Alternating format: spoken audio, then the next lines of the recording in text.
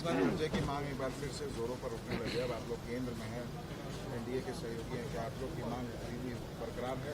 देखिए, विशेष राज्य के दर्जे का तो मांग हम लोग की हमेशा से रही और हम लोग चाहते हैं, बट क्योंकि हम लोग सरकार का हिस्सा है इसलिए हम लोग ये भी जानते हैं कि जो नीति आयोग के जो प्रावधान, जब तक प्लानिंग कमीशन था तब तक चीजें अलग थी, नीति आयोग के जो प्रावधान बन गए हैं उसको हम लोग को रिविजिट करके उसको हम लोगों को उसमें चेंजेस लाने की जरूरत है इसको करवाने के लिए। ऐसे में मुझे लगता है कि सरकार के समक्ष ये विषय है। केंद्र सरकार, भारतीय जनता पार्टी गठबंधन का हम लोग हिस्सा हैं, उनकी जानकारी में भी है और ये मांग हम लोग की हमेशा रही है। उम्मीद हम लोग जरूर करते हैं कि जिन बदलावों की जरूरत है नीति आयोग के प्रावधानों में, जल्द से उसको बिहार को विशेष राज्य का दर्जा दिया जाएगा। विपक्ष कह रहा है कि नीट की जब चर्चा होती है तो राहुल गांधी का माइक ऑफ कर दिया जाए। भाई, माइक ऑफ करने का स्पीकर के ऊपर आरोप लगाया जा रहा है।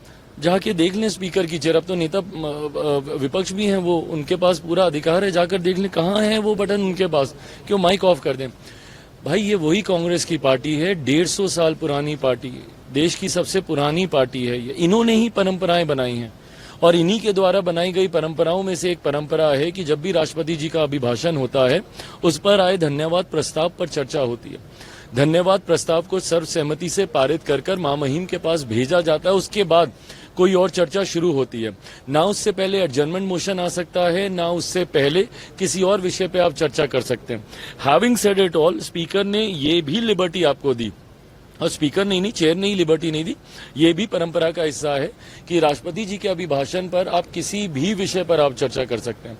तो अगर विपक्ष की सही में मंशा चर्चा करनी थी तो अपने हर एक सांसद से राष्ट्रपति जी के अभिभाषण पर नीट को लेकर चर्चा करवाते, अपने पक्ष को रखते, सरकार को भी आप बाध्य करते इसके माध्यम से जवाब देने के लिए। पर आपने हंगामा करना ज्यादा जरूरी समझा, सदन को आपने चलने नहीं दिया।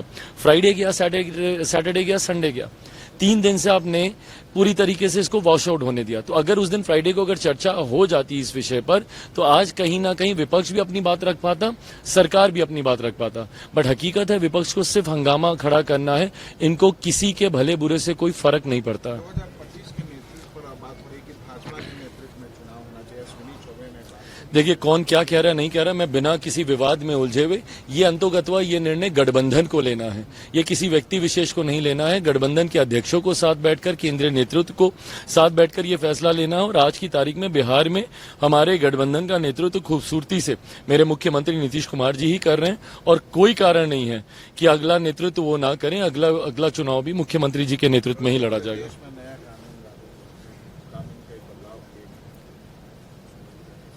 भाई, ये बदलाव कार्यशैली का हिस्सा है, चीजों को बेहतरी के लिए बदलाव किए जाते हैं।